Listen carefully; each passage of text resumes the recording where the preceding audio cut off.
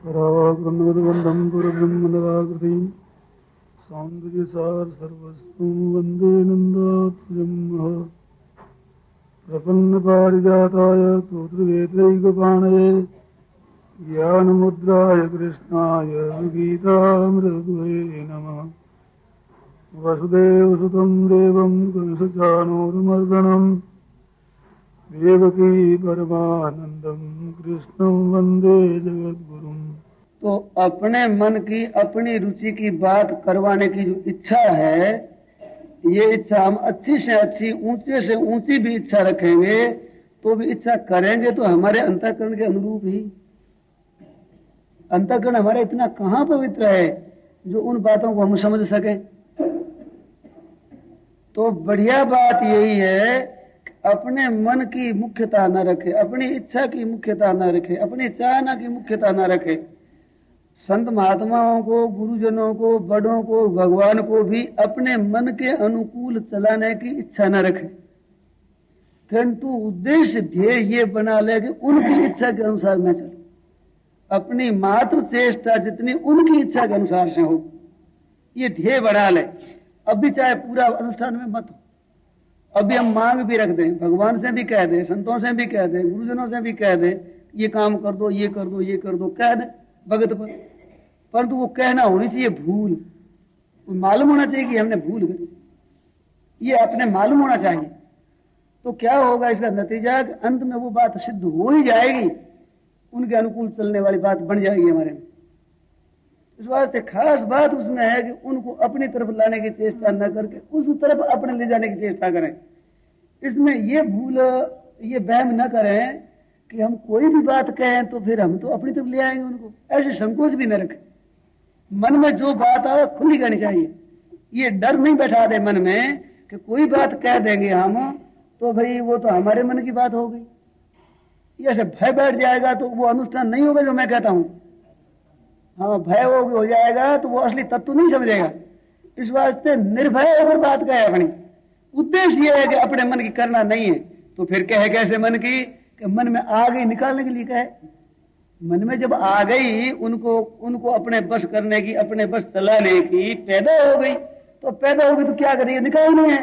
इस वास्ते कह दो उसको, उद्देश्य हमारा उन चलाने में है ही नहीं, किंतु आ जाती है, उत्पन्न हो जाती है। इस वास्ते कहते हैं, तेरे कह देते हैं निकालने के लिए।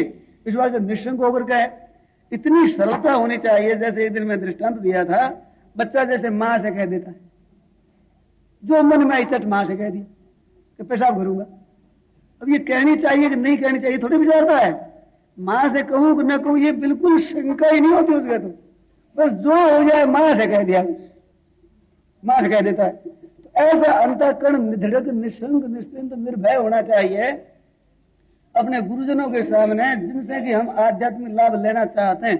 उनों के सामने ऐसा अपना चित्त रहे, उनके सामने चाहे सो कह दे, अपने मन में आई बात कह दे। ये बात जरूर है कि इतने में उद्दंडता भी न करें। एक दोस्त दोनों तरफ आता है, उद्दंडता क्या, जो मन में आए पूछना शुरू कर दिया, वो नहीं, उसे विचार कर लें, हमारी शंका समाधान कर लें मन से। नहीं पूछने की जरूरत नहीं है, समाधान हो जाए तो, परंतु कोई बात उपजती है समाधान होता नहीं, तो उस बात के पूछने में संकोच न करें। हम दोनों तरफ ध्यान रखें, संकोच करके दबावे भी नहीं और बिल्कुल फालतू बात नहीं पूछना, समय बर्बाद नहीं करे, प्रमाद न करे। तो उसमें सावधानी के साथ में जितना समाधान कर ले ठीक जच जाए।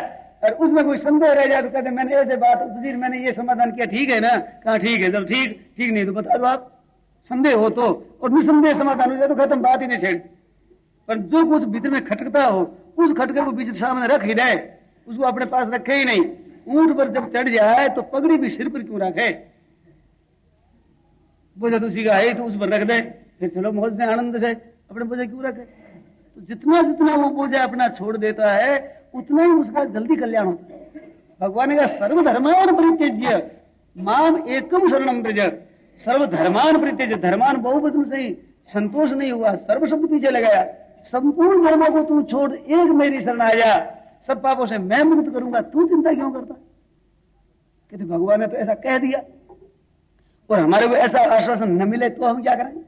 ऐसा न मिले तो क्यों नहीं मिलता है, उनमें सामर्थ्य नहीं होगा, हमारा भाव नहीं होगा, कोई न कारण होगा।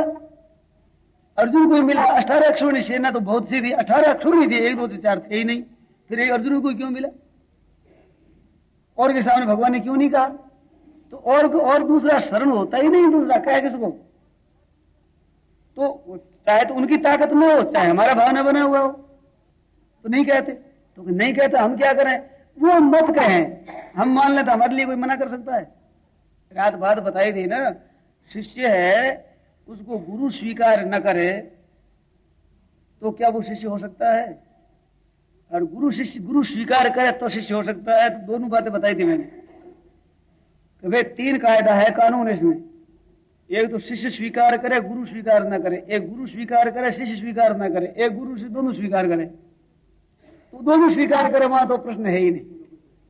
प्रश्न यह है 2, तो गुरु के पास में 2 चीज होती है, एक तो लौकिक संपत्ति, शरीर, धन संपत्ति, मकान, जो कुछ जायदाद ये, और एक होता है ज्ञान। तो गुरु बनते हैं ना, वास्तव में तो गुरु ज्ञान के लिए बनता है, चेला बनाता है, चेला बनता है, गुरु शिष्य का संबंध होता है तो ज्ञान के लिए होता है, संबंध तो उसी के लिए है। परंतु मैं व्यवहार को सामने लेकर कहता हूँ, किसी ब्राह्मण का कोई शिष्य बना तो उस देवता के पास में कुछ धन है, साधुओं के पास में रहता है पैसा अधिक, तो वो शिष्य बनता है। तो जो गुरु जी के पास में 2 तरह का धन हो सकता है, 2 तरह का। तो लौकिक धन के बीच में तो गुरु की मुख्यता है, वो जब अपना शिष्य मान लेंगे तब वो उस धन का अधिकारी होगा। और अलौकिक धन के बीच में गुरु की मुख्यता नहीं है, वह शिष्य की मुख्यता है। वो शिष्य बन जाएगा तो अधिकारी हो जाएगा, वे चाहे गुरुपना का स्वीकार न करो। जैसे एकलव्य ने मान लिया कि मैं तो आपका शिष्य हूं, वो कहते मैंने तो बनाया नहीं, कि महाराज इसके बनाने में आप स्वतंत्र नहीं हो, मैं स्वतंत्र हूं। तो जो शिष्य बना करके सिखाया अर्जुन, उससे बढ़कर विद्वान बन गया। किस बात से? उसके अपने भाव से। अपना विचित्र भाव है, अनन्यता, एक अपना भाव। गुरु महाराज की कृपा से ही होगा, वहां बल का नहीं है, विद्या बुद्धि का नहीं है। और अर्जुन के बीच में कमी क्यों रही? अर्जुन के भीतर ये भी भाव हो सकता है संभवतः कि मैं होशियार हूं, गुरु सेवक हूं। केवल गुरु कृपा ही नहीं, मैं भी होशियार हूं, मैं भी अभ्यास करता हूं। रात्रि में अभ्यास करता था अर्जुन, उसकी बात मैंने सुनी है कि लक्ष्य बिना देखे अंधेरे में लक्ष्य कैसे, शब्द वेदी कैसे हो सकता है, उसको लक्ष्य कैसे वेदन कर सकता है। तो एक दिन वो भोजन कर रहा था तो दीपक शांत हो गया। दीपक शांत होने पर ग्रास तो एकदम मुख में ही गया। मुख में ग्रास गया तो बेचारी कह रहे मुख में ग्रास कैसे गया? अंधेरा है। अब तो बच्चे थे ना, याद आ रही, अंधेरा है, अंधेरे में कैसे जाता है? कहते अभ्यास इस बात जाता है, मुख में जाता, कान में नहीं जाता, नाक में नहीं जाता, ये तो ग्रास तो मुख में ही जाता है सीधा। तो कहते अभ्यास जरूर है। उसी दिन से रात्रि में बाण चलाकर वेदन करना शुरू कर दिया, अकेले अर्जुन ने। द्रोणाचार्य ने कहा नहीं, कहा इसकी परवाही नहीं किसी की, शुरू कर दिया। वो अंधेरे में शब्द वेदी भी हो गया और लक्ष्य साधने वाला हो गया। तो ये विचार आया तो उसके मन में कुछ विचार भी था कि मैं ऐसे सीख सकता हूं, ऐसे सीख सकता हूं। एकलव्य के एक अनन्यता है, गुरु कृपा से ही होगा और उनकी कृपा से ही होगा। उनके सामने पुस्तक रख दी, माटी की मूर्ति बना ली कि महाराज क्या जैसे करना है, इनकी कृपा से हमारा तो होगा। तो महाराज अर्जुन से भी तेज हो गया, अर्जुन से तेज हो गया। तो इस वास्ते ये तो है लौकिक विद्या, और अध्यात्म विद्या तो खास चीज है। अध्यात्म विद्या जब चाहता है आदमी, मेरे तो यहां तक मन में आती है कि गुरु समर्थ भी ना हो, साधक हो, और ऐसे में शिष्य का भाव पूरा हो जाए तो उसका भाव तो भगवान को पूरा करना पड़ता है। भगवान पर जिम्मेवारी आती है, क्यों? किस लिए करता है? भगवान के लिए करता है ना। तो भगवान तो जानते हैं कि तेरे लिए कर रहा है, और क्या संबंध है? अगर ठगने के लिए करता है, स्वार्थ के लिए करता है, तो वहां भगवान नहीं आएंगे साथ में। पर तो केवल उद्धार के लिए भगवान के लिए करता है तो उसकी पूर्ति तो भगवान को करनी पड़ेगी। इस बात से आप ये बताया कि वे गुरु है, उसमें कभी मनुष्य बुद्धि ना करे और मनुष्य में कभी गुरु बुद्धि ना करे। भागवत में अपराध आया है, गुरु में जो मनुष्य बुद्धि है इसको अपराध बताया, और गुरु है उसमें मनुष्य बुद्धि, मनुष्य में गुरु बुद्धि। तो क्या होता है, जहां हम स्वीकार करते हैं गुरुता, खूब ध्यान देने की बारीक बात बताएं। गुरु का अर्थ होता है भारी, गुरु का अर्थ होता है बड़ा, बड़ा होता है। तो बड़ा और भारी का मतलब क्या कि हम बड़े से बड़ा उसको स्वीकार करते हैं, हमारी दृष्टि में सबसे बड़ा उनको मानते हैं। तो सबसे बड़ा मानकर हम भावना करेंगे तो सबसे बड़ा उस पर जिम्मेवारी नहीं आएगी क्या? सबसे बड़े हैं भगवान। वो तो कहते हैं मेरे को मान लिया इसने, ये मेरे शरण हो गया, मेरे को मान लिया। जहां ये भाव हमारा होगा भगवान पर जिम्मेवारी आ जाएगी। वो इस वजह से उसको संकोच करना, शंका रखने की जरूरत नहीं है। उसको तो निर्भर हो जाना है। उसकी कृपा से होगा। उनको करना क्या है, वो कह जैसे करना और कुछ नहीं करना। अरे करने का भाव भीतर से उठा देना चाहिए कि मेरे को कुछ करना, मेरे को कुछ करना है ही नहीं। कभी चिंता है मन की ये करना है वो करना है, ना मेरे को नहीं करना।